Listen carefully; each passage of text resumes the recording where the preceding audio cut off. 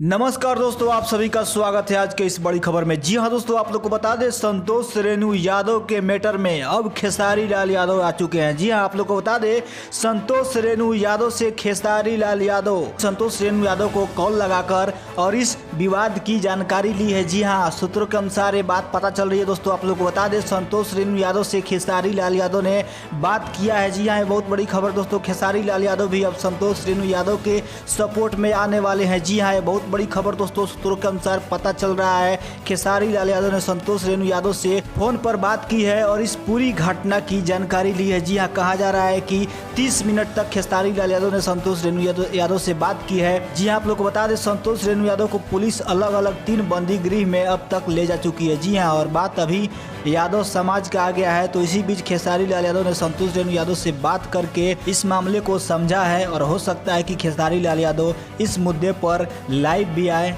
जी हाँ, क्योंकि बात यादव समाज से जुड़ चुका है, यादव समाज के मान प्रतिष्ठा से जुड़ चुका है। जी हाँ, तो इस मुद्दे में खेसारी लाल यादव भी बहुत जल्द आने वाले हैं, ऐसा संकेत आ रहा है। जी हाँ, तो नमस्कार दोस्तों, आज के इस वीडियो में इतना ही। अगर मेरा वीडियो आप सभी को अच्छा लगा हो तो वीडियो को लाइक और चैनल को सब्सक्राइब जरूर कर दीजिएगा। धन्यवाद।